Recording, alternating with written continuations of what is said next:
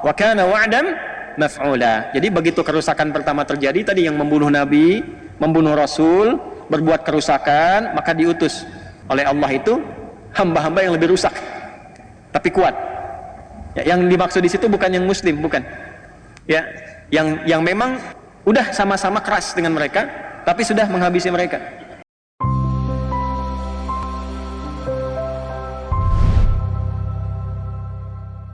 Jadi kalau kita urutkan, Nabi Nuh alaihissalam itu nanti punya anak yang populer itu 4. Kan'an yang tenggelam, kemudian punya anak lagi Sam, ya, lalu ada Ham, lalu ada Yafith. Nah, keturunan Ham ini nanti punya keturunan lagi yang diberi nama anaknya dari jalurnya itu diberi nama dengan Kan'an. Ingat ke atasnya untuk mengabadikan nama kakek atau kakak awalnya itu yang Kan'an, itu diberi nama dengan Kan'an lagi. Nah, yang Kan'an inilah yang pertama menemukan daerah yang kita kenal dengan Palestina sekarang. Karena ketika beliau kemudian ke situ, itu tempatnya diberi nama dengan daerah Kan'an. Pengikutnya disebut dengan Kananis. Dan di antara suku besarnya nanti ada suku namanya Filistin. Nah, semua anak Nabi Yakub tadi yang 12 dikenal dengan Bani Israel, itu tempatnya di sini semua. Nah, menariknya begini. Orang mungkin sekarang mengiranya saya menghafal Quran saja. Alhamdulillah saya juga menghafal Injil, menghafal Bible. Ya, dan saya meriset. Biasanya kalau sudah ada versi baru saya beli. Jadi saya punya banyak koleksi Bible di rumah. Saya simpan di kantor di ruang riset sekarang. Termasuk yang Talmud, versi-versi kekinian dan sebagainya saya koleksi juga. Nah, ini ada Alkitab terjemahan baru Holy Bible New International Version. Ini versi internasionalnya. Di sini ada peta, dibuka dengan peta. Ini supaya menambah wawasan ya, Bapak Ibu sekalian. Kok bisa katanya kajiannya kajian tausiah tapi referensinya Bible? Tak apa-apa. Ini ada peta nih. Tuh, dibuka dengan peta. Ini petanya, Division of Canaan. 1200 sampai 1030 before Christ, sebelum Masehi. Jadi ini petanya dulu, kanan yang saya tulis ini, ya. Ini tahun 1200 sampai 1030 sebelum Masehi. Kalau sebelum Masehi kan mundur kan? Ya, 1200 sampai 1030 sebelum Masehi. Nah, di sini menariknya Palestina sudah ada, Filistin. Mas, coba bangun sini, Mas. Bangun, Mas. Biar dikira saya ngeduga-duga gitu kan, dibaca. Coba, ini kacamata saya salah apa enggak nih? Ini tulisannya apa? Palestina. Ini, yang ini. Iya. Betul kan lo kacamata? Burung. Palestina ya? Palestina. Ya. Baik. Mas, bangun Mas sini. Ya, lihat sini. Nih, ada tulisan apa ini? Mana? Ini. Iya, Palestina. Saya mau tanya, Gaza sudah ada belum Gaza nih yang sekarang rame? Ada nggak? Ada nih Gaza. Oh, jangan tebak-tebakan Pak. Udah ada tuh. Ada nggak? Ada Gaza. Gaza itu sudah masuk bagian, sudah ada. Jadi sebelum duduk lagi silakan. Jadi Gaza itu di peta yang ada di perjanjian ini di Bible ya, di versi yang internasional itu ada petanya. Gaza itu sudah ada bahkan sebelum Masehi. Jadi peta 1200 sampai dengan 1030 sebelum kelahiran Nabi Isa alaihissalam, before Christ, sebelum Masehi, itu sudah ada petanya Palestina dan Gaza sudah ada di sini. Yang menarik, Israel nggak ada.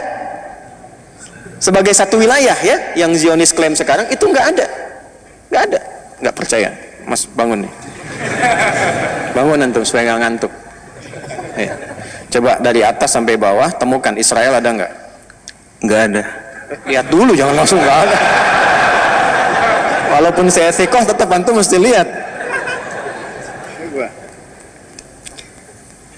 Nih pegang mic-nya. Nih pegang mic-nya. Udah, ini wakafin aja. 1 menit. Pegang. Pokoknya ada hadiah 100 juta. Saya berani kasih karena nggak ada. Nggak ada kan? Nggak ada. Baik. Ya, nanti insya Allah kalau mau kita kopikan. Ya, ini satu koleksi yang kami punya. Di sini nggak ada. Jadi memang dari sejak sebelum Masehi pun Palestina sudah ada. Dan Gaza sudah ada. Nah, kota-kota yang sekarang disebutkan kayak Tel Aviv dan itu nggak ada. Ya, jin-jin masa Nabi Sulaiman juga nggak kenal itu. Ya, emang nggak ada. Ya jangankan manusia, jin pun tidak kenal. Ya, yang ada apa? Tulisannya Palestina. Ya, jadi kalau ada aktivis-aktivis kekinian, itu kan yang terlambat bangun, kemudian menyampaikan itu asalnya sudah ada duluan, nggak ada. Yang ada itu Palestina. Filistin sudah ada. Gaza menariknya ada di sini. Ya, dan ini yang paling menarik ditemukannya apa di Alkitab versi ya terjemahan baru, versi internasionalnya, Holy Bible-nya. Ini temukan di sini. Ya, setelah itu kesininya baru berubah. Ini peta-peta kekinian. Ini yang paling lama diakui betul. Yang menarik begini, yang ini yang orisinilnya, yang ini peta jalan yang sekarangnya. Jadi dalam saat yang bersamaan mengakui dulu nggak ada, sekarang dibuat klaim ada di sini. Ini yang nggak ada dari sini. Ini penyebaran semua anak cucunya Nabi Yakub alaihissalam, yang 12 tadi, yang asbat anak-anaknya, ini bahkan disebutkan di sini di daerah mana saja. Zebulun di mana, Izakar di mana, kemudian Yusuf di mana, disebutkan di sini semua. Yahuda di mana, ya, Syamun di mana, Levi di mana, disebutkan semua petanya di sini, dan semua wilayah disebut dengan Palestina. Paham sampai sini? Baik, itu dulu yang ingin saya tampilkan di awal. Nah, di bumi inilah kemudian Nabi Ibrahim alaihissalam hidup, Ishak kemudian hidup, ya, Sayyidah Hajar mengandung, dan yang paling unik nanti ketika mengandung itu dan lalu melahirkan Ismail alaihissalam, lahirnya di Kanaan sama persis di situ. Cuma nanti dihijrahkan di awal hidup, ya, ke kota Mekah Al-Mukarramah untuk memberikan satu definisi yang kuat tentang fitrahnya semua nabi yang hijrah. Ya, tentang semua nabi yang hijrah. Nanti Nabi Yusuf pun kan hijrah. Jelas ya? Nabi Yusuf pun hijrah. Jadi ketika kemudian Nabi Ismail itu dihijrahkan dari kecil untuk memberikan kesan bahwa ini akan melahirkan keturunan di akhir yang sempurna dari segi kenabiannya, yaitu Nabi Muhammad sallallahu alaihi wasallam. Karena memang doa Nabi Ibrahim itu lahirnya mesti di Mekah. Khusus Nabi Muhammad.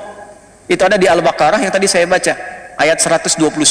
Nabi Ibrahim, Nabi Ismail alaihi wasallam berdoa khusus supaya minta Nabi terakhir lahirnya itu di Mekah, di dekat Ka'bah.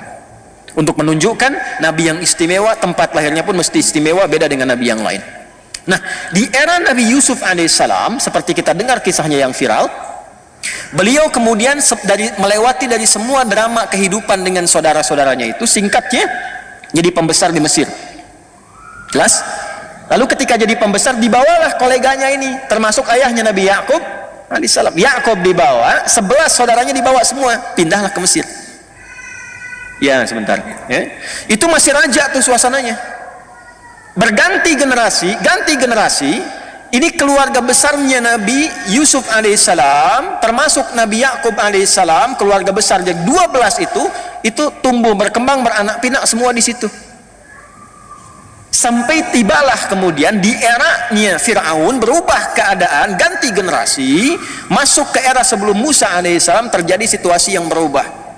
Muncul kecemburuan, ketika kan putus risalah nabinya itu, Nabi Yusuf meninggal, ya, risalah nabinya putus, maka ketika berganti generasi muncullah kemudian sentimen-sentimen lokal. Kita yang pribumi nih, ini sebenarnya imigran dulu nih, kok bisa mereka berada di puncak, kok bisa mereka begini. Maka sentimen ini menjadikan kemudian pertikaian-pertikaian sehingga membentuk kasta baru dalam konteks kehidupan. Maka ketika naik Fir'aun, berubah penamaannya menjadi Fir'aun, naik ini raja, lalu melihat kemudian, oh ini keturunan ini nggak berhak harusnya punya satu keunggulan-keunggulan atau privilege, istilah sekarang, keistimewaan yang ada di tempat kami, maka dijadikanlah statusnya terendah pada saat itu sampai dengan diperbudak, perbudak semua, sampai singkatlah muncullah Nabi Musa alaihissalam. Ini kalau waktunya nggak terbatas, sampai jam berapa sih kita? Oh? Karena ini kisahnya selalu menarik gitu kan, selalu menarik. Nanti aja deh yang bulan depan yang di An-Nur yang saya janjikan. Semua perlakuan Fir'aun ini terekam sempurna nanti dari masyarakat dari kalangan ini yang kemudian diperbudak. Yang ini akan melahirkan karakter baru. Ya, melahirkan karakter baru. Di semua dari perbudakan, dari mulai maaf sekali, kalimat ini mungkin saya kadang nggak bisa mengungkapkan kalau terlampau kasar gitu ya. Ya, sampai ke status merasa diri sebagai Tuhan, itu budak paling bawahnya itu dari kalangan ini yang Bani Israel tadi. Jadi semau-maunya, kalau bunuh ya bunuh, suruh bangun piramid ini yang bawa batu dan sebagainya, itu yang semua hal yang dilakukan. Sampai pada puncaknya ada ramalan-ramalan dukun yang mengatakan pada masa itu akan lahir nanti seorang bayi yang akan mengguncang kekuasaanmu. Maka keluarlah dekrit dari Firaun pada masa itu, tempeli semua keturunan-keturunan Bani Israel ini. Tempel, yang perempuannya khususnya yang mengandung. Jadi ada 2 yang nempel, satu intel, satu algojo. Dan algojonya sudah membawa pisau. Ya, pisau sepisau-pisaunya zaman Firaun ya, bukan kayak pisau dapur sekarang gitu.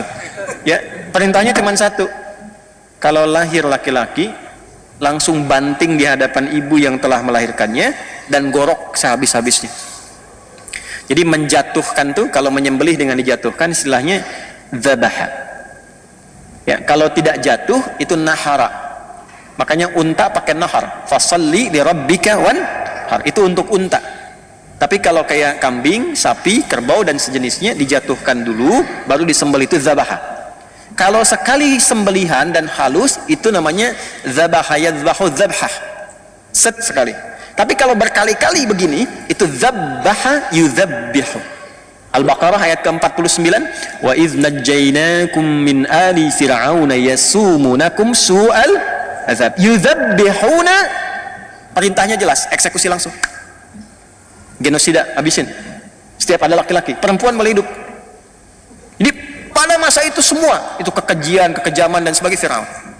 Maka Anda sudah paham, kita sudah tahu, di antara sekian bayi itu ada satu yang dilindungi oleh Allah Subhanahu wa taala untuk berkehidupan dan membebaskan keturunan-keturunan beliau itu ke atasnya dari perbudakan Firaun. Itulah yang kita kenal dengan Musa alaihi salam. Siapa namanya? Nabi Musa alaihi salam. Itu keturunan ke atasnya ke Lewi tadi yang saya sebutkan. Dari keturunan Lewi melahirkan Musa alaihissalam. Secara singkat, Musa tumbuh dewasa tadinya dalam pemeliharaan istrinya Firaun, yaitu Asiyah, dan kelak kemudian masuk Islam. Setelah dewasa jadi pemuda, singkatnya jadi nabi dan rasul. Lalu disitulah terjadi pertentangan antara Musa dengan Firaun. Musa diutus oleh Allah sebagai nabi dan rasul untuk membebaskan umat dan kaumnya pada masa itu dari perbudakan. Risalahnya itu satu, dan diberikan kitab disebut dengan apa? Taurat atau Torah dikenalnya, Taurat atau Torah. Perhatikan baik-baik, ini tolong highlight baik-baik ya. Ketika terjadi pertentangan antara Musa dengan Firaun itu, Musa membawa risalah kenabian dan kerasulan, tugasnya langsung dari Allah. Firaun membawa risalah nafsunya sampai mengatakan saya Tuhan yang paling agung, gak ada Tuhan selain saya, ana rabbukumul a'la. Secara singkat, perhatikan, maka dilakukan oleh Firaun semua jenis segala hal yang bisa menjatuhkan Musa. Propaganda. Jadi ilmu propaganda itu sudah ada dalam Al-Quran, diabadikan, dan yang pertama kali disebutkan propaganda keburukannya itu Firaun. Dalam media-media Firaun itu sudah disebarkan. Ya, ini sebetulnya perusak aja. Yang punya tempat itu kita, yang punya wilayah itu kita. Ini mau mengeluarkan kita dari sini, ini ingin merusak kita, ingin merubah tatanan kita yang sudah eksis, yang sudah baik dan sebagainya. Kemudian apa yang dilakukan? Ke internalnya disebutkan A, ke eksternalnya disebutkan B. Itu sudah ada. Lalu keluar, nah ini kan kelompok kecil aja, ini bukan mewakili semua kebutuhan manusia, ini cuma kelompoknya Musa aja yang kecil.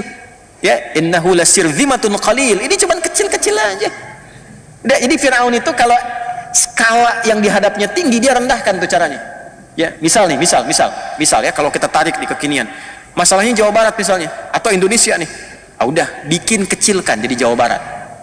Oh, Jawa Barat ini terlalu besar, kecilkan Bekasi. Bekasi terlalu besar, kecilkan Jakapermai. Jakapermai terlalu besar, kecilkan cuman Jamaah Al-Azhar aja yang ratusan, nggak se-Jawa Barat kok. Palestina kebesaran, kecilkan. Oh, ini Gaza aja. Gaza kebesaran, kecilkan Hamas saja. Innahu lasirzimatun qalil. Nah, ini pembuka dulu ya, tadi saya yang mau saya sampaikan. Jadi semua perlakuan Firaun ini terekam sempurna oleh kaumnya Nabi Musa alaihi salam, yang kelak nanti dari semua mereka membentuk karakter-karakter yang unik, yang mewarisi genealogi ini. Nanti umatnya Nabi Musa ini walaupun dibebaskan dari Firaun, tapi nanti ada yang mewarisi sifat dan karakter Firaun. Nanti kita akan lihat itu dalam perjalanannya. Ini sangat menarik sekali. Ya, nanti ada yang betul-betul taat dan berubah, Ada yang diambang pertengahan dengan keraguan, ada yang puncaknya dia ikut diselamatkan tapi menyimpang dari ketentuan kepada Allah Subhanahu wa taala. Secara singkat, nih Tuhan KW wafat nih, tenggelam. Ya, yang mengaku Tuhan kan, Anna Rabbukumul A'la, KW kan.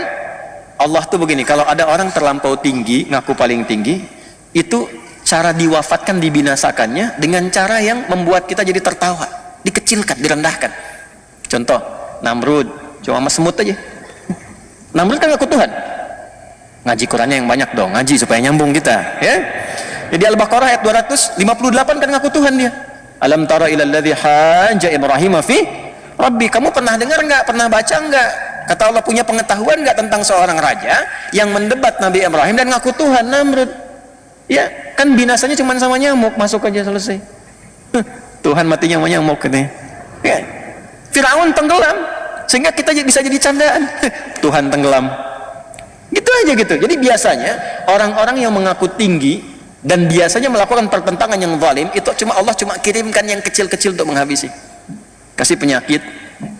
Coba lihat yang hebat, sosok hebat melarang azan, membinasakan syariat-syariat Islam, syiar dan sebagainya. Itu binasanya cuma sama penyakit aja katanya, cuma sama kuman kecil meninggal. Tuhan matinya sama kuman katanya. Itu seperti itu tuh. Selalu demikian fitrahnya. Makanya hati-hati ya. Hati-hati deh. Balik. Ini sudah tenggelam, sudah selesai. Musa membawa alaihi salam semua kaumnya tuh. Sudah melewati Laut Merah itu kan, sudah dibawa, sudah keluar dari situ. Allah akan tempatkan, balikin lagi ke sini. Ya.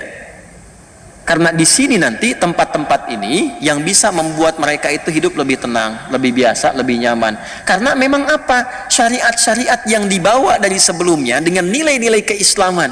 Nabi Ibrahim alaihissalam, bahkan dari Nuh alaihissalam, dari keturunannya, memang sudah dijalankan di sini dan tenang keadaannya.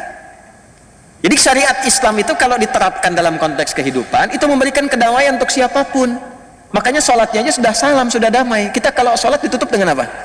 Assalamualaikum warahmatullahi wabarakatuh. Assalamualaikum warahmatullahi wabarakatuh. Risalah salam dari dulu sudah ada. Dulu semua nabi sholat. Nabi Musa sholat.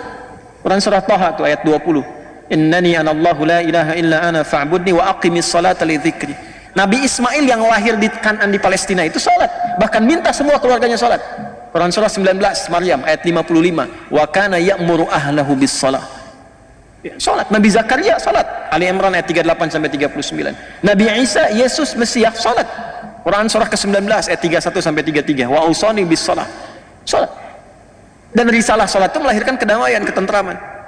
Karena itu setelah keluar dari situ dibimbing, diperintahkan oleh Allah kepada Nabi Musa, bawa nih ke negeri ini. Negeri suci, Baitul Muqaddas, Ardul Muqaddasah, bawa ke sini karena di sini itu yang bisa diterima. Ya, jadi bukan satu tanah yang dijanjikan untuk mereka sebagai privilege, bukan. Datang ke situ karena ini ada karakter-karakter yang unik nih di kaummu ini, yang kalau nanti di berbagai tempat hidup, karakter ini bisa merusak, yang dengan merusak ini bisa tertolak dimanapun itu. Ya, itu dibuktikan oleh sejarah. Di sini itu dari dulu sudah tahu keturunannya ada di situ. Nabi Ibrahim alaihissalam ke bawah kan? Ya, dan ingat jangan diklaim untuk kaum itu saja, karena ke atasnya itu Kan'an ke atas, keturunan Nabi Nuh. Jelas di sini? Oke, kita luruskan dulu tuh. Jadi begitu keluar dari situ, Nabi Musa diminta oleh Allah untuk menghadap ke Tur Sina itu untuk mendapatkan wahyu selama 40 hari 40 malam kurang lebih. Maka apa yang terjadi? Baru tapak kakinya belum basah, belum keluar, Musa pamit. Ya, Harun alaihissalam jaga di situ. Itu sudah sebagian kaum yang terwarisi tadi yang saya katakan. Ya, yang hatinya belum bersih sepenuhnya. Ada golongan baik, golongan ragu-ragu, golongan nyeleneh. Yang nyeleneh ini juga dibagi beberapa bagian lagi nanti. Ada yang fokusnya di bidang, hati-hati ya, di bidang ekonomi. Ada yang fokusnya nanti di bidang militer. Awas, ada fokusnya di bidang spiritual, dibagi 3 bagian ini. Dan sampai sekarang itu akan ditemukan karakternya. Mirip-mirip begitu, nggak berubah. Ini menunjukkan janji Allah itu nyata. Saya ambil ke bidang yang spiritual dulu. Aduh, bosen nih, Musa belum pulang-pulang. Harun, ada nggak kira-kira versi Tuhan yang nampak di hadapan kita yang bisa kita sembah tuh? Maka kreatiflah Samiri itu, bid'ah pertama yang dilakukan pada masa itu. Bikinlah dari anak sapi lembu itu, ya, yang dihiasi dengan emas, kemudian ya macam-macam kita sudah tahu kisahnya. Selesai sampai situ menyimpang. Nah, ketika menyimpang ini nggak bisa dikendalikan oleh Harun alaihissalam, karena karakter Yahudi itu kalau sudah begitu kekeh itu dilakukan. Ini udah merasa benar sendiri. Harun diancam, kalau kamu mencoba menghentikan, eksekusi, bunuh. Dan ini sudah terbawa nanti ke faksi genealogi militernya. Ya, maksudnya militer di sini keras untuk membunuh, itu nggak ada.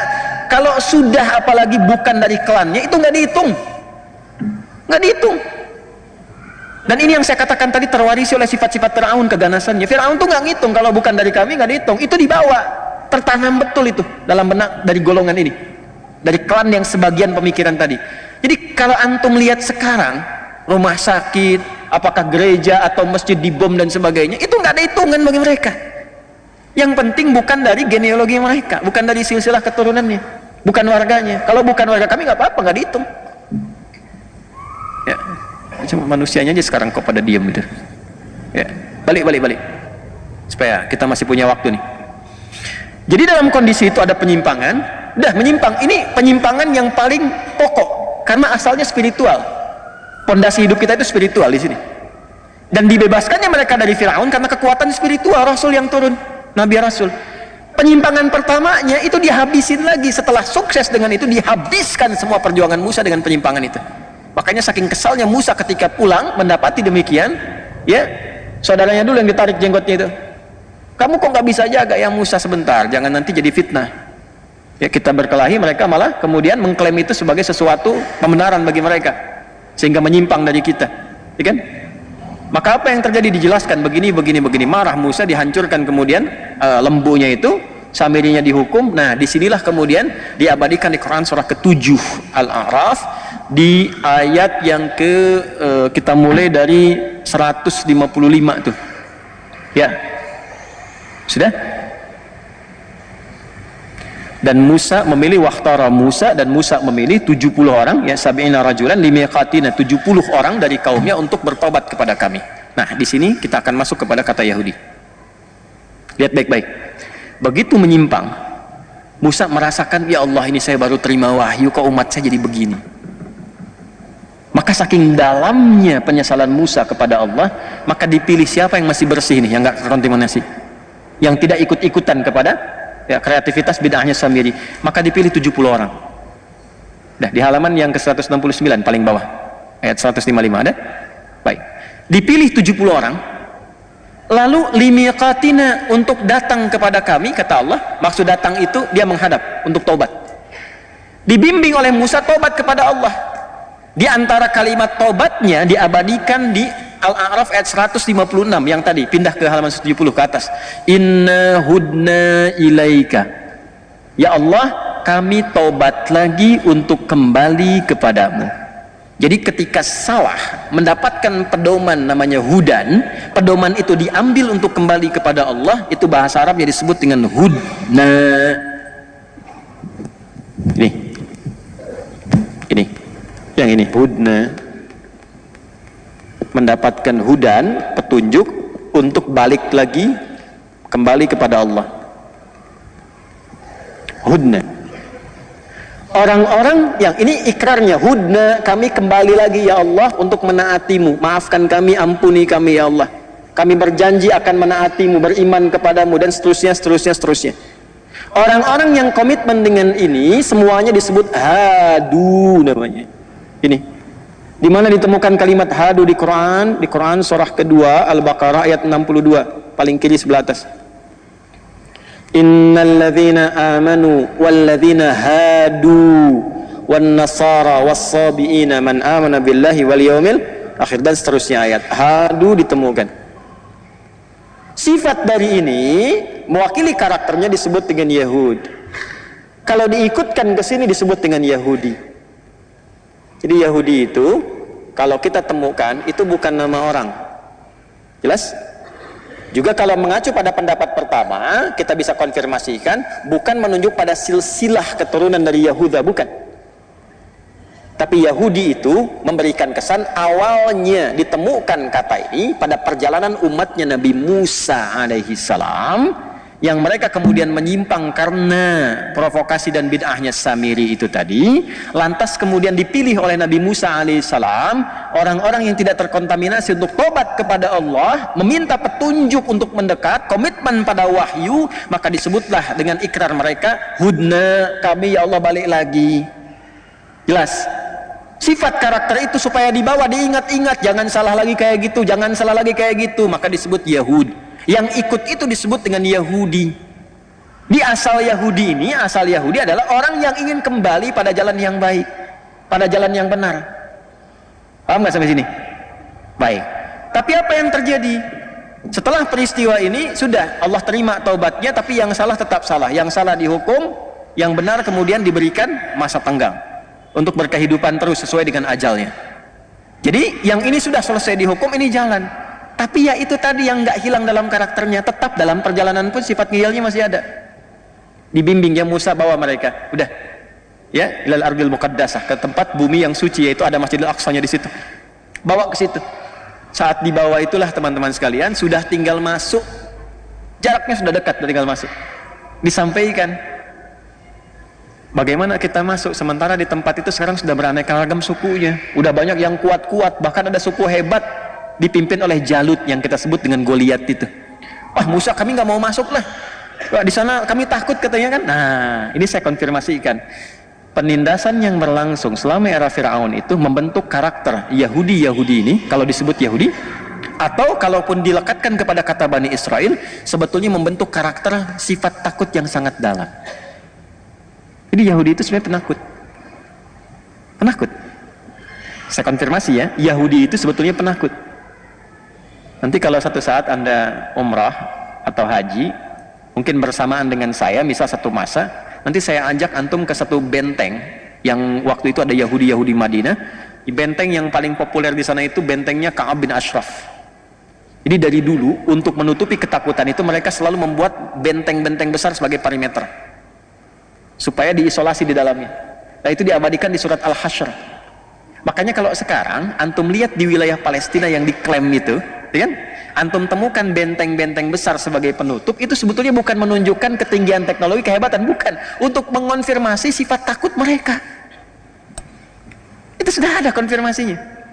Ya, nanti kalau mau lebih dalam lagi kita bahas tuh sampai ke kondisi-kondisi terkini, banyak pelajaran yang bisa dibahas. Tapi saya mau konfirmasikan, sampai saking sifat takut ini mengakumulasi, maka lahir sifat pengecut. Kata Musa diperintah, kita cuma diminta masuk, mereka nggak ganggu. Begitu masuk, sudah kita selamat. Ya sudah. Fa innakum ghalibun. Udah kamu ini yang jadi pemenang, nanti masuk pemenang. Maksud menang itu udah selamat, hidup tenang di sana, nggak akan diganggu oleh Jalut. Apa jawabannya? Musa, idzab anta wa rabbuka faqatila innaha huna qa'idun. Musa, gini aja, kamu masuk duluan sama Tuhan kamu situ. Ntar kalau menang lawan Jalut, kabarin kami di sini, kami ikut katanya. Kami nonton dulu di sini. Coba Anda bayangkan tuh. Udah ditampakkan di hadapan mata mereka Fir'aun yang lebih tinggi dibandingkan dengan Jalut itu, ditenggelamkan di Laut Merah, cuma dipukul tongkat kayu, bem, kebuka itu lautan, nelan mereka semua di hadapan matanya. Tinggal masuk, keluar kalimat Musa, ente aja deh, Tuhan ente masuk situ, bukan? Ya, kalimat Qurannya begitu. Idzab anta wa rabbuka, Tuhanmu. Jadi Tuhannya itu Allah, Yahweh, Allah, itu belum masuk ke hati mereka. Belum masuk itu. Ternyata ada sebagian karakter yang melekat. Kamu aja Musa yang pergi dengan Tuhanmu itu. Kalau menang kasih tahu di sini, kami duduk-duduk dulu. Kalau menang kasih tahu baru kita masuk katanya. Hukuman turun dari Allah. Apa diantara hukumannya?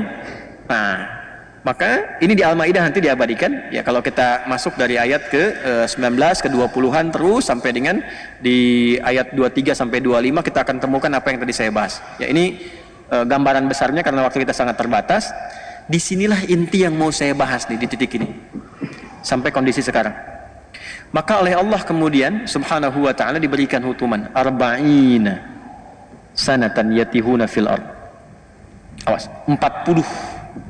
Selama 40 tahun itu mereka harus berkelana di muka bumi. Ya, ini 40 tahun di sini ada yang mengartikan masa, ada generasi dan sebagainya.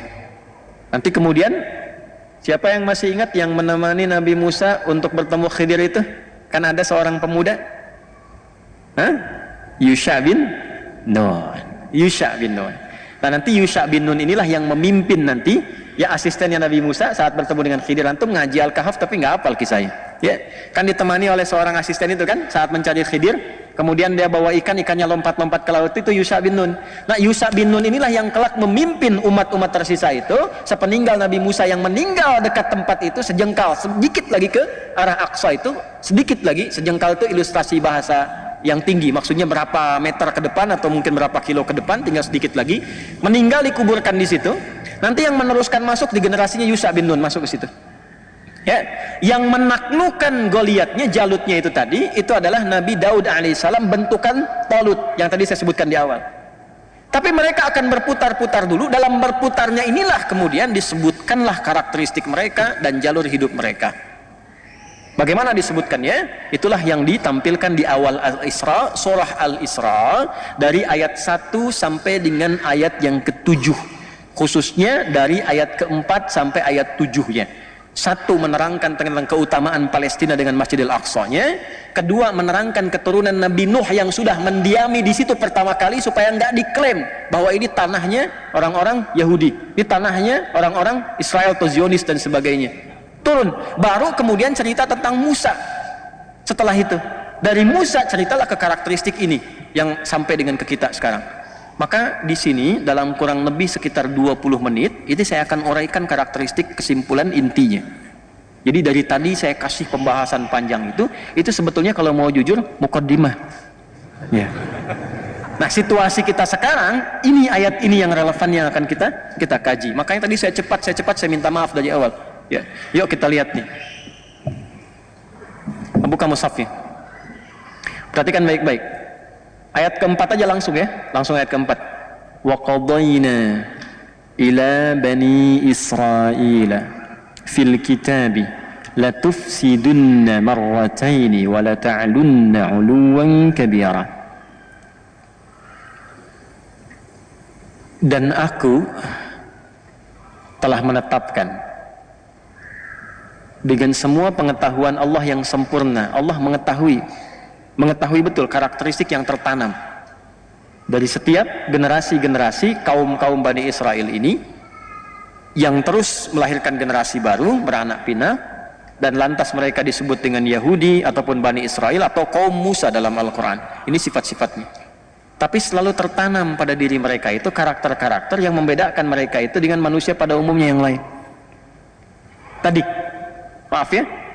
maaf sekali, karakter-karakter nyeleneh, ya, sampai tadi mengatakan Musa, engkau aja yang pergi, ya, dengan Tuhanmu, kami duduk di situ, nyeleneh yang keterlaluan, ya, angkuh dari tertindas menjadi penindas, dan dia siapapun yang menghalangi itu terobos, ya. Nanti di bidang-bidang terkait dengan ekonomi, semua pelanggaran dilakukan yang penting untung. Itu ada jalurnya, nanti kita bisa sebutkan satu-satu dan dikonfirmasi oleh sejarah, bukan hanya dalam Al-Quran tapi pembuktian sejarah dan di buku-buku yang dicetak sampai dengan kekinian. Ya, teruskan. Wa qadayna, karena sifat-sifat ini yang melekat pada mereka, aku tetapkan, kata Allah, pakai qadha tuh, dan pakai na untuk menunjukkan keagungan Allah, demi keagunganku. Maksudnya apa? Kalau sudah pakai na artinya penting. Al-Quran turun tuh pakai na, inna anzalnahu fi, itu Allah menyampaikan dengan mengangkat keagungan zatnya untuk memberikan kesan pada kita semua yang membaca Al-Quran, khususnya umat Nabi Muhammad SAW. Tolong fokus ini penting, karena bagaimanapun Anda akan bersinggungan dengan mereka. Wa qadayna ila bani Israel, aku tetapkan kepada generasi-generasi yang mengaku keturunan-keturunan dengan nama-nama Bani Israel ini, fil kitabi, bahkan dalam kitab mereka di Taurat sudah disebutkan. Nanti disebutkan kembali dalam Injil dan disempurnakan semuanya dengan detail karakternya dalam Al-Quran. La tufsidunna fil ardi marratain, kalian akan berbuat kerusakan yang parah di muka bumi itu sampai 2 kali, 2 masa. Awas. Wa la ta'lunna 'uluwan kabira, dan kalian akan bertindak di muka bumi ini dengan tindakan yang sangat keterlaluan. Ya, jadi di atas togo, jadi ada togo, ada ulu. Kalau togo itu bersikap kriminal kepada manusia dan pencipta. Di atas itu ulu. Jadi sudah bukan kriminal lagi. Ya, sudah berani mengungkap, menantang Tuhan. Ada nabi yang berkelahi dengan Tuhan, nabinya menang katanya, udah ada begitu tuh. Ya, sudah uluwan kabira, itu fil ard, 2 kali yang dilakukan. Nah, para ulama mengungkap tentang 2 fase ini. Jadi ada 2 fase pelanggaran mutlak yang akan dilakukan generasi-generasi ini di dalam kehidupan mereka sampai dengan kiamat. Itu 2 pelanggaran mutlak. La tufsidunna pakai la, kemudian nun taukid di akhirnya untuk menegaskan ini benar-benar akan terjadi. Ya, fil ardi marrataini, levelnya itu level dunia, level global, bukan lokal. Saya ulangi, levelnya level dunia, global, bukan lokal lagi. 2 kali. Kapan level yang pertama ini terjadi dalam level dunia ini? Kapan kerusakan pertama terjadi? Wala ta'lunna 'uluwan kabira, dan Anda bersikap sudah melampaui batasan yang tertinggi. Jadi batas tertinggi itu disebut ada tagha, perilakunya disebut dengan tughyan. Orangnya taghi, jamaknya tagut. Firaun disebut dengan tagha. Firaun, izhab ila fir'auna innahu tagha. Itu Firaun. Ini levelnya di atas Firaun. Sudah uluwan kabira. Ya, uluwan kabira, sifat ulu itu kembalinya kepada Tuhan. Allahu Jalla wa Ala, sifat ala disebut ulu. Itu sudah melampaui sifat-sifat togo, ya. Ya. Sudah ulu, di atas ini ada ulu. Dan disifati dengan uluwan kabira. Damage-nya tinggi. Nih. Maka para ulama menelusuri sejarah. Dilihat, Anda kalau buka kitab-kitab tafsir yang klasik, dari misalnya tafsir At-Tabari, gitu kan? Sampai dengan kekinian, sampai yang Sya'rawi, ceramah beliau yang kemudian didokumentasikan, dituliskan, atau Tahrir wa Tanwirnya Muhammad bin Tahir bin Ashur, itu Anda akan temukan dari yang klasik sampai yang kontemporer. Ternyata fase-fase ini ditemukan fase kerusakan pertama, 1, afsada yufsidu. Tufsid itu dari afsada yufsidu, merusak. Merusak itu cuma, kata para ulama, cuma akan terjadi dengan 2 fase. 1, dirinya dulu rusak. Yang kedua, baru merusak keluar. Nggak mungkin orang bisa merusak kalau nggak dimulai dari fase pertama, yaitu rusak dulu dirinya. Jadi ada generasi rusak di sini. Dari sekian umat Nabi Musa yang disebut dengan Bani Israel, yang Hudna tadi, Yahudi itu diantara mereka ada yang rusak. Udah jelas. Ya, ada yang baik, ada generasi baik, yang generasi 70 tadi yang dibawa tobat itu. Ya, ada yang diantara mereka memang rusak. Cara berpikirnya udah rusak, dibawa nostalgia ke masa lalu, harus begitu, mau nggak mau mesti begitu, kalau nggak habisin semua, rusak itu. Nah, sifat itu yang menjadikan mereka, kalau dengan siapapun termasuk nabi nggak sesuai dengan karakter mereka, selesaikan, termasuk bunuh nabinya. Maka kerusakan pertama yang terjadi dari generasi rusak ini adalah langsung membunuh nabinya. Nabi Zakaria itu dibunuh oleh generasi ini. Jadi setelah Nabi Musanya meninggal, terus generasi masuk, Daud, Sulaiman selesai, kan terakhir Nabi Isa. Nabi Isa itu kurang lebih jarak ke Nabi Muhammad itu 600 tahun. Sebelum Nabi Isa lahir, Nabi Isa itu kan anaknya Maryam. Ya kan? Maryam anaknya Imran dengan Hannah. Imran punya saudara namanya Zakaria. Hannah punya saudari namanya Eliasobat. Zakaria menikah dengan Eliasobat. Imran menikah dengan Hannah, melahirkan Maryam. Sebelum lahirnya Nabi Isa, Maryam lahir, itu Zakaria alaihissalam belum punya anak. Maka berdoa di mihrabnya Maryam, sholat di mihrabnya Maryam, supaya minta diberi keturunan. Secara medis istrinya divonis sudah monopus dan mandul. Maka dengan izin Allah, di mihrab Maryam itu berdoa, dikabulkan oleh Allah. Akan punya anak langsung, namanya dari Allah Yahya. Itu diabadikan di Quran surah 3 Ali Imran ayat 38 sampai 39. Ya hunalika da'a Zakaria rabbah qala rabbi habli min ladunka dzurriyyatan thayyibah innaka sami'ud du'a fanadathu al malaikatu wa huwa qa'imun yusalli fil mihrab anna Allah yubashshiruka bi Yahya. Yahya, John. Ya, Yahya. Bahasa Inggrisnya atau Latinnya John. Ya, John, Yohanes, John. Jelas? Nah, ini Nabi Zakaria, Nabi Yahya itu kan ditunggu-tunggu pemuka Nabi mereka itu, pemukanya. Generasinya sama, generasi Musa ke bawah itu.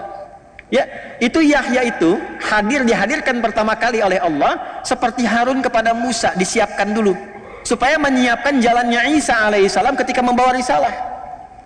Ya karena Nabi Isa itu nanti dari bayi sudah dapat tugas, tumbuh dewasa, mudanya itu meninggalnya muda, jadi nggak nikah Nabi Isa itu, nggak sempat nikah, 30-an tahun lebih sedikit itu sudah meninggal.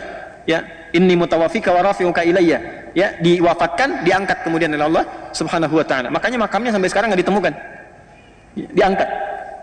Jadi sudah sampai di situ disiapkan dulu. Yang menyiapkan siapa? Allah. Siapa yang ditunjuk? Nabi Zakaria lewat anaknya Yahya. Itu meninggalnya dibunuh oleh kalangan yang rusak ini. Bayangin sampai bunuh Nabi. Bahkan kalau mau tarik sebelumnya Nabi Soleh ada. Mungkin antum belum pernah dengar kisah ada Nabi digergaji meninggalnya. Belah dua. Gitu. Mereka yang nuntut ada mukjizat dikasih kemudian unta keluar dari batu, udah gitu untanya dihabisin, nabinya dibunuh. Ini golongan rusak tadi. Sampai ke puncaknya Nabi Zakaria dibunuh, Nabi juga Yahya dibunuh, dan Nabi Isa pun dikejar mau dibunuh, mau disalib di akhir itu. Ini kan kelakuannya ini generasi rusak. Ya. Jadi yang 70 tadi melahirkan yang baik-baiknya sedikit, ke bawahnya itu Hawariyun itu. Ya, Hawariyun yang 12 orang itu, yang murid-muridnya itu kan. Ya, itu pun sedikit, yang selebihnya itu mewarisi genealogi tadi, genetik tadi yang merusak. Maka ketika itu lahir yang rusak sampai Nabi Isa pun dikejar. Nabi Isa kan keturunan ini dari Bani Israel ke atas. Jalurnya ke Ishak alaihissalam. Maka apa yang terjadi? Itulah yang membentuk karakter. Maka dihukum oleh Allah karena karakter ini merusak. Maka golongan orang-orang rusak ini di setiap tempat dimanapun itu gak akan bisa diterima. Maka 3 fase mereka hancur. 3 fase mereka hancur. Pertama, masanya yang gue lihat itu Jalut. Ini sudah viral di kitab-kitab tafsir. Yang kedua, masanya Nebukadnezar yang datang dari Babilonia. Habis semua, dihancurkan. Habis dikejar-kejar, kemanapun ada dikejar. Karena selalu merusak, tinggal sini merusak, golongan rusak ini. Yang ketiga, era Romawi. Ya, sesaat kemudian sebelum masuknya khususnya di era-era sepeninggal Nabi Isa alaihissalam sampai nanti ke era sebelum kelahiran Nabi Muhammad SAW, tidak ada satupun orang-orang generasi ini termasuk Yahudi yang lainnya menetap dimanapun kecuali selalu datang Romawi menghabisi mereka dimanapun. Ya, sampai nanti generasinya Turki Utsmani sampai periode yang berikutnya. Itu setiap tinggal mau wilayah Eropa dimanapun selesai inkuisisi. Kalau nggak digantung, disiksa, habis, dikejar kemanapun. Nggak ada yang bisa menetap karena perilaku ini. Ya. Jadi golongan rusak itu tinggal dimanapun sifatnya merusak.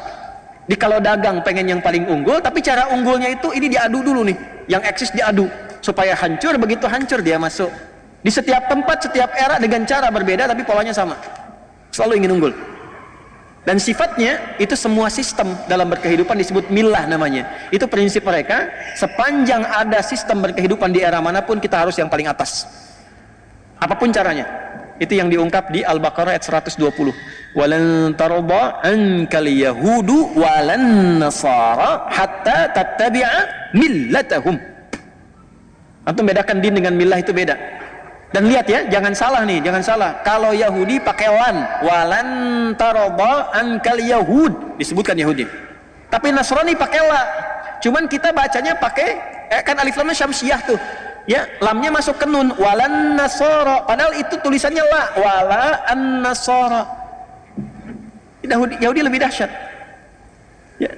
Di ekonomi, di pekerjaan harus selalu di atas, kuasai. Bagaimanapun caranya.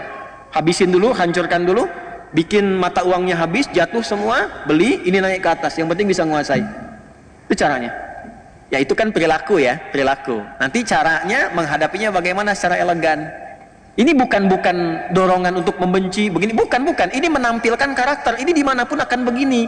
Cara menghadapinya bagaimana? Jadi indahnya Islam itu bukan datang dengan kutukan, bukan celaan, bukan cacian, bukan kebencian. Nggak ada uraian kebencian di Quran tuh nggak ada. Quran cuma menampilkan secara faktual begini karakternya. Kalau ente hidup bergaul dengan mereka, yang akan muncul tuh seperti ini. Nanti menghadapinya bagaimana? Itu sisi ekonomi.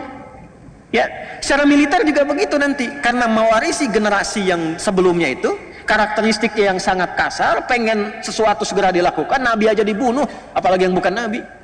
Nabi aja nggak ada harganya. Kalau rumah sakit dibom, dunia mengutuk, cuman ngutuk aja, ngutuk begini, besoknya ambulan dibom lagi. Ini nggak pengaruh. Lihat wawancara terakhir itu, ya bagi kami nggak ada harganya. Kolateral itu dibandingkan dengan nyawa ini kami, katanya warga kami. Jadi generasinya dijaga, yang penting yang lain nggak ada nilainya. nilainya. Antum nggak ada nilainya tuh.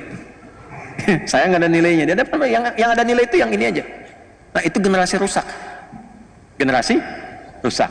Nah nanti 3 kali tuh di fase terakhir, fase Romawi. Maka di mana-mana itu kemudian habis. Baca Qurannya lagi. Ya, yuk kita bacakan lagi. Wa qadayna ila bani Israila fil kitabi la tufsidunna fil ardi marratayn wa la ta'lunna 'uluwan kabira. Terus fa idza jaa wa'du ulahuma ba'athna 'alaikum 'ibadan lana uli ba'si syadid fajasu khilalan diyar wa kana wa'dan maf'ula. Jadi begitu kerusakan pertama terjadi tadi, yang membunuh nabi, membunuh rasul, berbuat kerusakan, maka diutus oleh Allah itu hamba-hamba yang lebih rusak tapi kuat. Ya, yang dimaksud di situ bukan yang muslim, bukan. Ya, yang memang udah sama-sama keras dengan mereka tapi sudah menghabisi mereka. Puncaknya di Romawi tadi. Jadi dari yang pertama tadi Goliat, Jalut, kemudian ada Nebukadnezar. Ya, setelah itu kemudian di fase akhirnya Romawi. Makanya di negeri-negeri Eropa itu wajar kalau mereka terusir semua. Di Eropa terusir, baca sejarah deh. Di Jerman terusir, Austria terusir, di Eropa semua terusir. Jadi nggak ada yang pengen sebetulnya ada di situ tuh. Nggak ada yang pengen. Ya makanya mereka cari tempat aja, yang penting jangan di sini. Jangan di sini. Karena tahu kalau ada di situ rusak tuh negerinya. Ekonomi nggak stabil karena udah dikuasai klan ini aja. Walaupun cuma ada 5 ini yang megang. 5 yang megang. Tuh, yang lain habis semua di bawah. Dan dikendalikan semaunya, rusak akhirnya. Akhirnya apa yang mereka lakukan? Udah keluarnya dari sini, keluar. Dari dulu begitu, diusir, dan seterusnya. Ya, sampai yang paling menarik apa? Yang menjadikan mereka bisa kembali tenang dan hidup dengan nyaman adalah risalahnya Nabi Muhammad SAW yang mewarisi risalah Nabi Ibrahim alaihissalam ke atas dan menyempurnakannya. Karena ketemu, kenapa tadi saya sebutkan nasab di awal, untuk menunjukkan kalau ini dipraktekkan damai semua. Singkatnya sudah selesai, singkat langsung lompat ke era Nabi Muhammad. Begitu di era Nabi Muhammad ditertibkan semua, diberikan panduan kepada para sahabat, udah. Nih, maaf. Dari klan ini saja yang terusir dari Romawi tadi, kan di Roma tuh diusir tuh. Ya, pendeta-pendeta Yahudi, rahib-rahibnya itu sudah mengatakan, robi-robinya, udah kita tunggu aja nabi terakhir yang paling hebat yang membawa kita ke masa keemasan lagi. Namanya Muhammad, lahirnya di Mekah, cuma nanti akan hijrah ke Yasrib.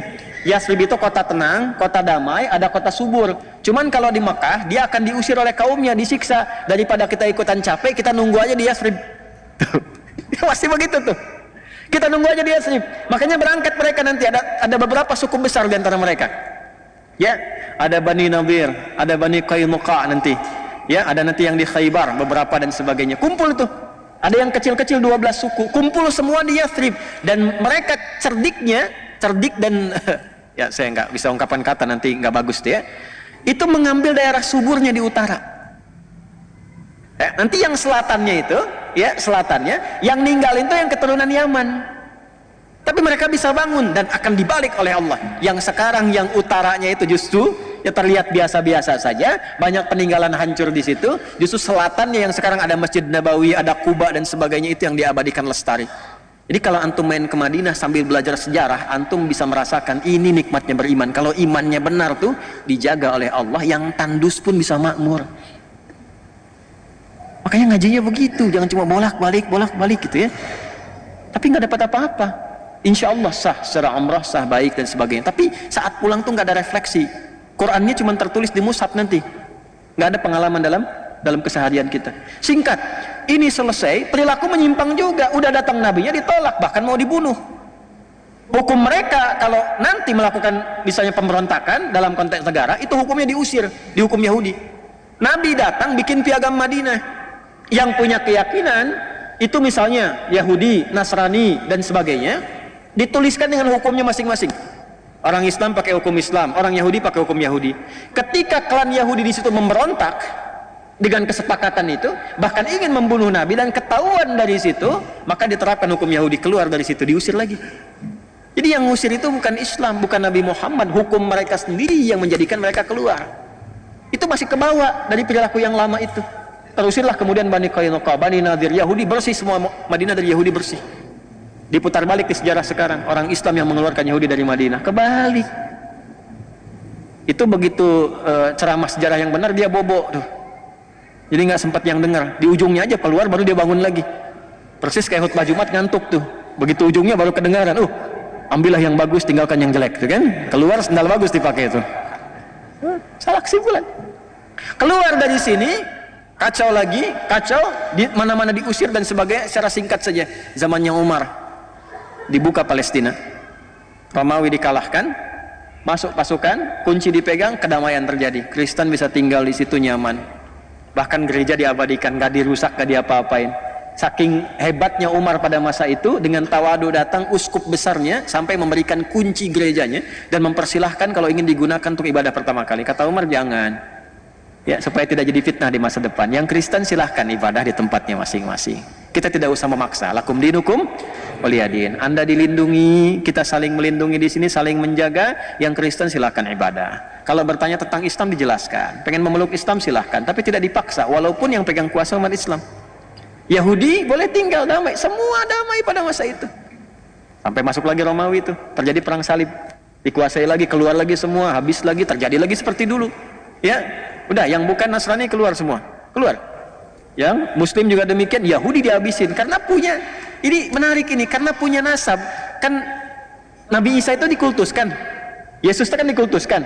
Nah, yang mau mengeksekusi itu kan kalangan Bani Israel dari Yahudi itu. Makanya sesungguhnya secara sejarah, ya, dari kalangan Nasrani ini sebetulnya punya rasa-rasa tidak suka, dendam yang terlampau berkepanjangan. Jadi dimanapun ada Yahudi, itu tertanam dalam fitrahnya yang lama itu, udah keluarin. Ya, kalau bisa habisin. Ya. Jadi kalau kita perhatikan dengan jujur, pernah nggak antum mendapatkan referensi sejarah? Ada di satu tempat umat Islam sengaja membantai umat Yahudi? Nggak ada. Coba cek dalam sejarah, irisannya selalu begitu. Makanya agak aneh kalau nempel perjanjian baru dengan perjanjian lama itu agak aneh itu. Ya, kalau nempel ya, ini secara ilmiah ya, secara ilmiah. Jadi argumentasi ilmiah, bukan dalam narasi lain. Ini kita bahas sejarah. Kalau pengen diskusi silahkan. Ya, maksud saya jangan sampai dipotong-potong besok saya jadi tersangka gitu kan. Tidak, kita dialogkan ya. Balik sini. Jadi sudah selesai, datang periode siapa? Salahuddin Al-Ayyubi dari suku Kurdi. Dibuka lagi,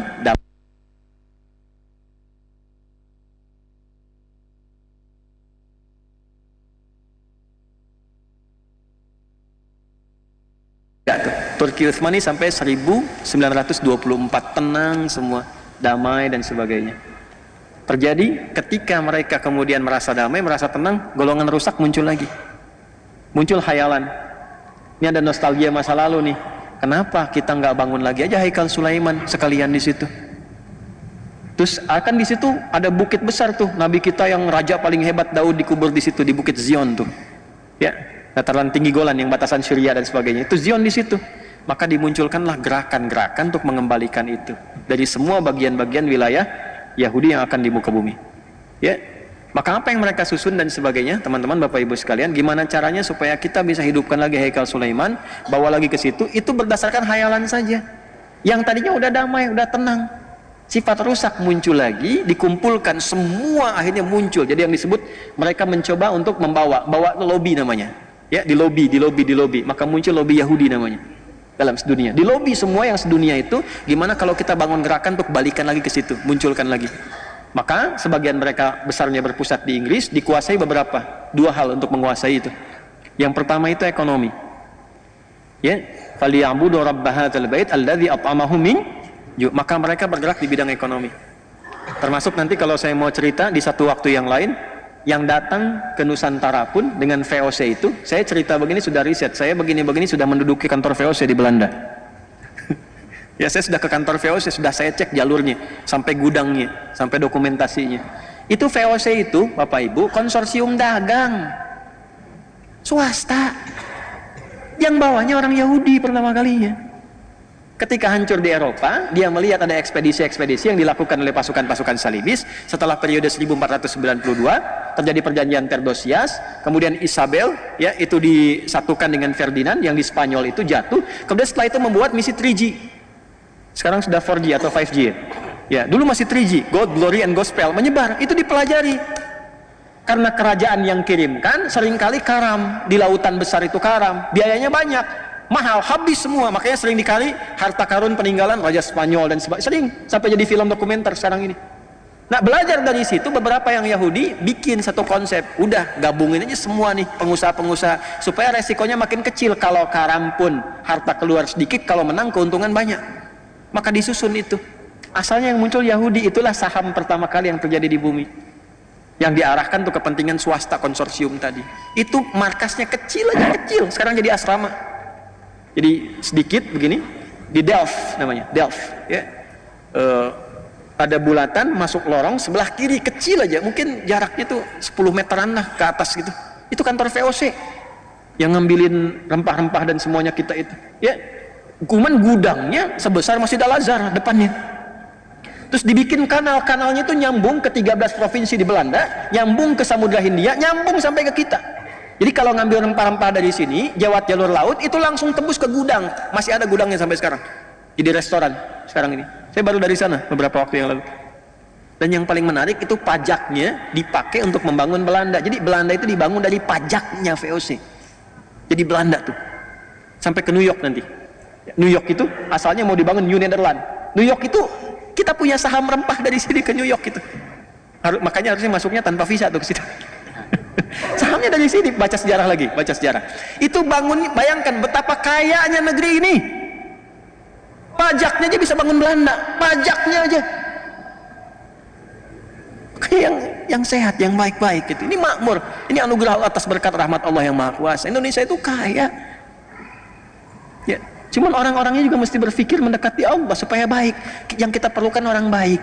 Kalau cuman pintar nggak baik, kekayaannya nggak berguna, habis. Ya balik lagi dari situ, itu Anda bisa bayangkan ekonomi dikuasai di masa-masa itu. Jadi yang pertama dikuasai ekonominya dulu supaya megang dunia. Karena kalau ekonomi dikuasai gampang, militer dikendalikan, pemerintahan dikendalikan, karena gampang bayar selesai. Itu ilmu dipakai dari Korun. Rusaknya dari situ. Karena Firaun dibiayainya oleh Korun. Nanti muncul panglimanya namanya Haman. Makanya sering diungkap di Quran kisah Korun, kisah Firaun. Zamannya kan sama. Panglimanya Haman, intelektualnya juga ada. Dan penasihat spiritual yang kebelingernya pun ada, Balaam namanya. Komplit lah di situ.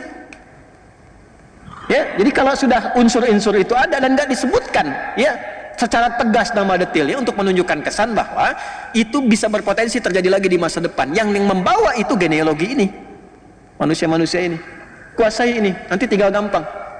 Ya, itu di masa-masa itu sudah terjadi. Kalau ingin menentukan satu pemimpin di mana saja sampai ke level-level daerah. Kalau di kita mungkin wali kota atau bupati, itu sudah nyampe. Udah masuk ke satu tempat disiapkan semuanya. Ini biayanya sekian, ukuran jas kamu, ukuran sepatu kamu, ukuran ini udah sekian. Jadi, tapi harus ikut begini. Tuh kelakuannya ini. Dari dulu. Itu kalau saya buka sampai referensi sampai ke atasnya, kita bisa turunkan nasabnya sampai ke era Firaun itu. Nah, itu yang terjadi. Maka ini mengonfirmasi, teruskan ayatnya sampai ayat yang ke-6. Tsumma radadna lakumul karwata 'alaihim wa amdadnakum bi amwal. Itu konfirmasinya.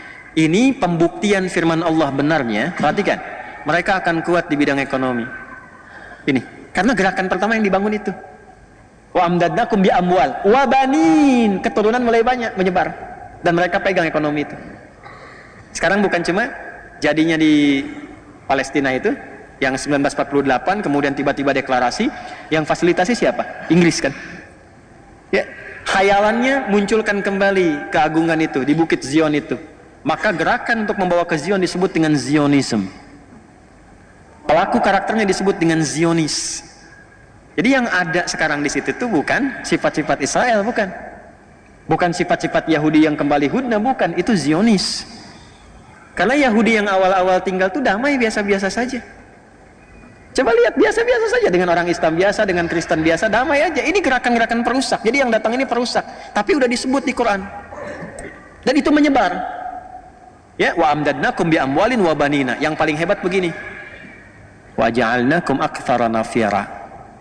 Dan gerakan itu nanti melintasi zamannya akan punya dukungan-dukungan dari pihak-pihak luar yang menguatkan dan membantu mereka. Nafir itu artinya yang mensupport, yang mendukung, yang mendorong.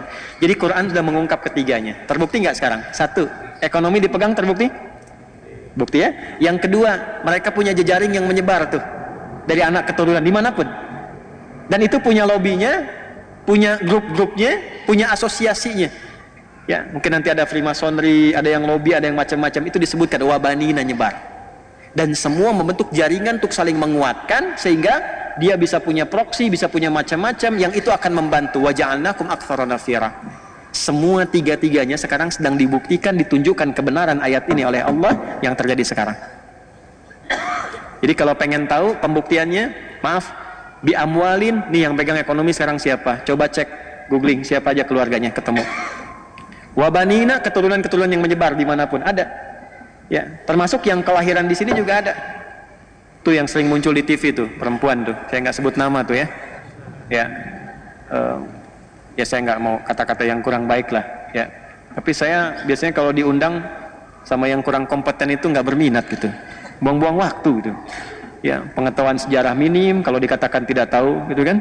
Ya, cara berpikirnya juga tidak terstruktur. Ya, jadi kalau kita datang juga buang-buang energi. Ya, jadi kita tonton sambil senyum aja lah udah gitu ya.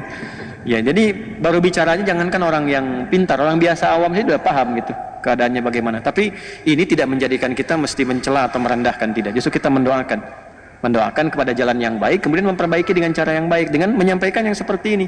Tapi yang saya maksudkan, kalau Anda cek, itu kan kelahiran Makassar. Tapi menjadi bagian dari jaringan lobby kan ke atas ke sana. Itu pembuktian kebenaran Quran. Jadi mana pana nyebar ke bawah lagi rasanya. Waja'alnakum aktsara nafira. Saya umumkan tidak boleh ada negara lain yang ikut campur tentang ini. Tapi dia masuk kok lewat kapal induk. Yang lain nggak boleh, dia masuk dengan kapal induk, ya kan? Jangankan kapal induknya itu di border yang di Rafah di Mesir itu jagain di situ. Makanya nggak bisa keluar. Yang jaga tentara mana? Amerika jaga juga di situ. Banyak kumpul, Amerika, Kanada, dari Inggris, dari macam-macam negara lain Eropa. Yang menariknya begini, ini yang dikuasai jejaring itu, ja'alnakum aktsara nafira, sebetulnya dalam hatinya pun sama, nggak pengen Yahudi masuk ke daerah mereka. Sebab kalau masuk ngerusak lagi, daripada di kami, di situ aja deh kami jagain. Gitu. In ahsantum li anfusikum, ayat 7.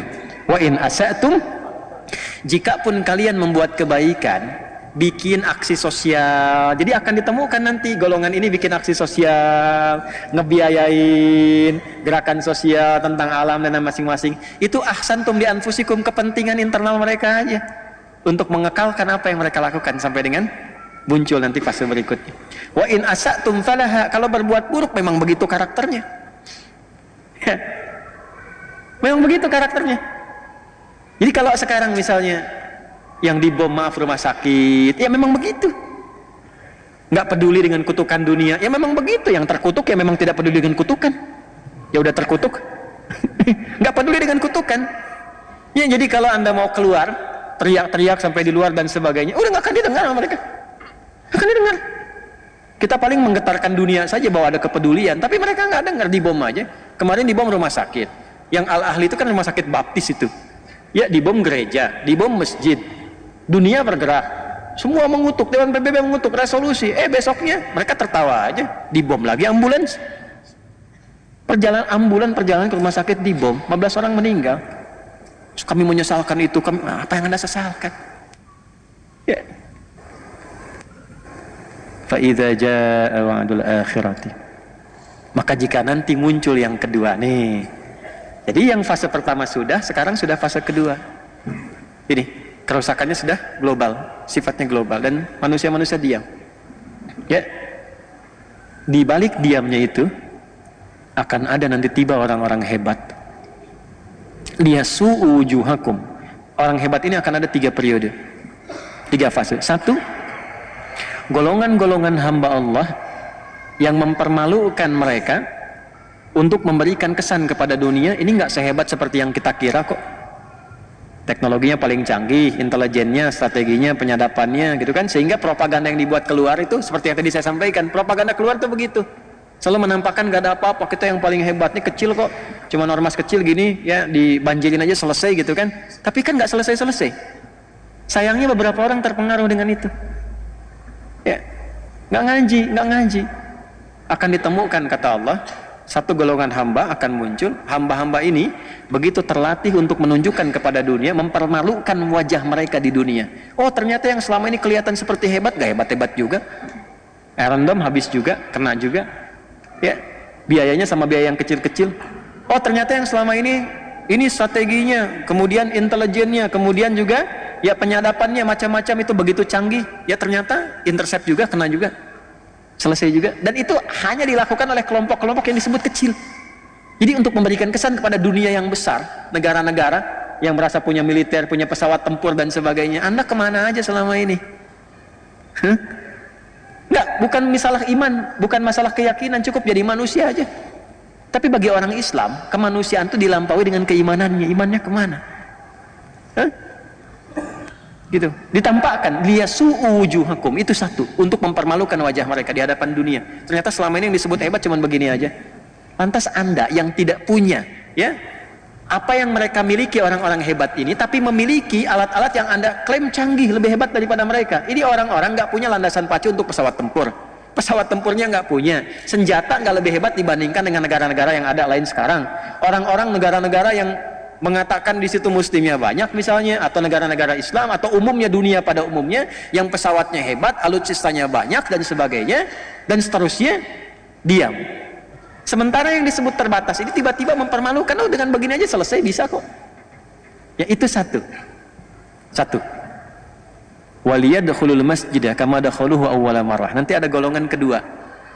Ya, golongan kedua ini sudah menyelesaikan semua konflik yang ada di situ, menenangkan kembali sampai Masjidil Aqsa dibebaskan. Fase kedua. Fase ketiga, ini saya baru memahami ayat ini dan hadis Nabi. Ini hadis Nabi ini, jangankan kita, orang Yahudi sendiri pun begitu yakin dengan hadis ini. Jadi saya kasih tahu rahasia ya, ini diantara kita saja nih. Ya. Ini mau habis nih, 5 menit, 10 menit lagi lah ya waktunya. Saya mohon izin tambah 25 menit tadi. Gak apa-apa ya, 15 menit tadi tambah. Lihat sini. Jadi Yahudi itu yang nggak diterima, yang nggak mereka terima, Nabi Muhammad sebagai Nabi. Tuntunannya masih diterima. Yang nggak diterima itu cuman kenapa Nabinya Muhammad gitu. Itu aja. Kalau nabinya bukan Muhammad, dari jawab mereka akan diterima. Tapi tuntunannya diterima. Makanya oleh mereka Quran diriset. Makanya oleh mereka hadis diriset. Dan mereka yakin dengan itu. Salah satu yang diyakini apa? Nabi kan pernah menyampaikan di puncak nanti bagian ketiga itu, fase ketiga, waliyutabbiru ma'alau tatbira, menghabiskan semua tanpa kecuali, habis, selesai. Allah menyampaikan demikian. Ya, ada mereka berlindung di pohon-pohon yang diberi nama dengan korkot. Korkot itu yang mengatakan nanti Yahudi ada di sini, Yahudi ada di sini. Pernah dengar hadisnya? Itu saking yakinnya dibanyakin ditanam pohon korkot sekarang. Saya pernah ke Amerika Desember yang lalu saya mampir ke Washington DC. Nanti kalau ada rezeki main ke Amerika ke sana ya, ke DC. Washington maksudnya, lampu merah sana dikit tuh. Itu ada Masjid Indonesia wakaf di zaman Pak SBY dulu, ya. Ada dana abadi umat itu sebagian yang mau dikirim untuk beasiswa, membiayai ke Al-Azhar dan sebagainya, itu sebagiannya dialokasikan untuk beli satu gereja tua, ya, yang dikonversi jadi masjid di DC, di Washington DC. Yang menarik itu adanya di pemukiman Yahudi. Ya, saya masuk situ, saya lihat pemukiman Yahudi itu, langsung cepat aja. Itu yang ditanam pohon korkod rata-rata, termasuk di lingkaran gereja yang sekarang jadi masjid itu. Saya dengan DKM jalan, saya bilang, Mas, ini pohon apa coba? Apa ya? Inilah pohon korkod. Ya, itu menarik. Jadi mereka pun yakin, sampai sekarang pun ditanam itu. Dan Anda kalau baca tekstual saja, secara tekstual, Anda akan menyimpulkan, oh ini hadisnya ekstrim nih, masa dihabisin sampai ke pohon, pohonnya bilang bunuh. Bukan begitu cara memahaminya. Ini hadis, termasuk ayat tadi, itu berbicara tentang konfrontasi militer. Dan problemnya apa? Saya baru paham sekarang, memahami ayat dan hadis itu. Ternyata di muka bumi ini, ya, ada beberapa kurang lebih yang mungkin sampai 6 negara lah, ya, yang di dalam konteks kenegaraannya itu sifat-sifat perlindungan militernya melibatkan sampai ke rakyatnya, ke masyarakatnya, termasuk di Indonesia. Indonesia itu kalau berjuang, kalau sudah ada misalnya perjuangan sampai ke konfrontasi militer, misal Belanda datang dan sebagainya, itu bukan cuma tentara yang berjuang, kita pun ikut di situ. Makanya pesantren keluarkan resolusi jihad dan sebagainya, semua angkat senjata bawa gitu. Nah di dunia ini sekarang ada 6, yang paling aktif itu 2, Indonesia dengan IDF yang Israel sekarang. Jadi waktu kejadian kemarin itu pembuktian hadisnya, makanya saya katakan belajar, lihat tuh, lihat. Bukan ingin belajar Hamas, ini bukan. Coba peristiwa itu cek kembali, mengkonfirmasi benar nggak yang di Quran, benar nggak yang di hadis. Itu kan masyarakat dikasih senjata, teman-teman. Masyarakat dikasih senjata, di video banyak di YouTube, cek. Ada masyarakat Palestina konfrontasi dengan masyarakat yang di sana, yang di wilayah Zionis disebut Israel itu rakyat biasa, masyarakat sipil bawa senjata, ditembak tuh orang Palestinanya, dor, selesai. Yang polisinya diam-diam aja begini, dibiarin kena. Jadi rakyatnya dikasih senjata. Nanti pada periode ketiga, setelah periode kedua itu Masjidil Aqsa bebas, periode ketiganya ada konfrontasi luas, semua masyarakat Yahudi yang ada pada masa itu diberikan senjata dan berlindungnya di balik pohon korkot. Itu yang menjadikan kemudian pertarungan semestanya menjadi meluas pertempurannya. Itu maksudnya. Ya, jadi kalau Anda melihat situasi sekarang dengan karakteristik bom ini, bom itu, emang karakter rusak ini. Ya, tapi tidak bisa dipukul rata, misalnya Yahudi keseluruhan nggak bisa dipukul rata. Yang rusak-rusak aja nih. Yang apa? Yang Zionis, yang diklaim dengan Israel sekarang itu. Ya, yang lain-lainnya mungkin ada yang baik-baik juga ada. Ada Robi-Robi yang mengatakan itu mereka memang perusak, ada Robi yang begitu. Nah itu mungkin kalau dia tarik ke atas itu yang 70 orang disebut di Al-Araf 155 tadi. Generasinya itu tuh. Tapi tinggal sedikit. Tapi ujungnya kan kalau nggak beriman sama aja kufur. Tapi setidaknya membawa sifat kemanusiaan yang jelas. Tapi pada umumnya yang rusak lebih banyak. Ya, kalau mendiamkan sesuatu yang rusak kan sama rusak juga. Ya kan? Jelas nggak? Nah, dan ini tugasnya macam-macam, beda-beda. Ada yang bagian propaganda. Kemarin ada mereka punya lembaga think tank penelitian yang terbarunya itu meminta supaya dilemahkan Al-Azhar yang ada di Mesir. Ini karena Mesir Al-Azhar. Ya, mereka merekomendasikan 3 hal. 1, ganti Syekh Al-Azhar nih. Karena begitu terjadi di sana mengeluarkan sebuah statement fatwa ya bahwa itu penjajahan, mesti dibantu, mesti dibebaskan. Itu rekomendasi pertamanya ganti. Yang kedua, lemahkan. Ya, dengan cara dananya yang biasanya untuk menguatkan itu dikurangi. Ya, atau tidak diberikan sama sekali. Nah, yang ketiga, ya udah, sampai negaranya nggak usah disupport sama sekali. Mesir nggak usah terima bantuan, nggak usah apa-apa lagi, kecuali kalau Syekh Al-Azharnya diganti dan sebagainya. Tuh, itu ya waja'alnakum aktsara nafira. Kita sedang ada di era itu. Ya, jadi jangan jauh-jauh dulu sampai berjuang ke Palestina. Aduh, nggak usah, belajarnya dari sini. Ya, belajar dari sini, kuatkan iman, bangun negara dengan baik. Bangun negeri dengan baik, perbaiki dulu. Karena yang Allah sebutkan generasi emas itu adalah orang-orang yang meningkatkan iman takwa. Jadi ibad dulu, ibadallana. Perbaiki sholat dulu. Sholat masih keluar masuk. Ya, orang puasa Daud, ini sholat Daud. Subuh sholat, duhur tidak, asar sholat, maghrib tidak. Pengen berjuang, udah habis antum. Ya, perbaiki dulu. Tuh yang pasukan-pasukan hebat, pasukan-pasukan kuat, itu nggak masuk ke situ. Saya nggak sebut nama ya, nggak masuk ke situ satu kecuali penghafal Al-Quran. Yang kedua kerjaannya zikir. Kan di terowongan itu kitabnya zikir, Quran, babu zikir, Quran, sudah semua. Itu kalau sudah bergerak yang di depannya itu sudah ada di sampingnya mendampingi. Tuh, surga kamu depan, semangat lagi, udah. Dan kalau sudah masuk, sudah bersiap untuk tidak kembali. Tuh, gimana menanamkan itu pada diri sendiri itu? Ya, setidaknya untuk digunakan tenaganya membangun bangsa, membangun negara supaya kuat, supaya baik, supaya makmur, supaya benar. Ya, Pancasila diimplementasikan, kan di Pancasila itu mengakomodir nilai-nilai ibadah kita. Diturunkan di Quran di undang-undang ya pasal 29 ayat 2 itu negara menjamin kemerdekaan tiap-tiap duduk untuk memeluk agamanya masing-masing dan beribadah menurut agama dan kepercayaannya. Itu kita semua ibadah. Di sholatnya banyak ini, jangan cuma subuh begini pas kajian ini, duhur penuhin lagi. Kalau bisa subuhnya kayak Jumatan. Ya. Ini DKM juga tidak cukup dengan amin nih, ya. Orientasinya tuh bagaimana makmur, bukan cancelengnya banyak. Ya, makmur dulu, canceleng ikutin. Ya, jadi kalau akhirat tuh dikejar, dunia ikut. Antum kajian nih, ikut akhirat, sarapan tersedia. Ya. Tapi kalau antum orientasinya dunia, mungkin nggak dapet. Ya. Jadi kita siapin aja dulu untuk sholat baik, baca Quran yang benar, supaya kebaikan itu bisa dirasakan oleh tempat tinggal kita. Bangun negeri dengan baik, dengan nyaman. Kalau sudah kuat, semua segan. Jadi kalau Indonesia bicara itu kayak Rusia, kayak Amerika, kayak Cina bicara, selesai konflik, selesai. Kalau bisa jadi veto, selesai. Nah, sekarang kita bicara, itu adalah pembunuhan, itu genosida. Ketawa aja di sana. Demo besok udah selesai, udah itu beres. Tidak. Pecah lagi, selesai lagi. Gak gitu caranya. Ya, jadi semua yang terjadi sekarang ini, saya ingin katakan itu mengonfirmasi apa yang Allah firmankan 15 abad yang lalu. Situasinya demikian. Maka apa yang harus dilakukan, saya tutup, yang harus dilakukan adalah kembali memperbaiki diri kita masing-masing.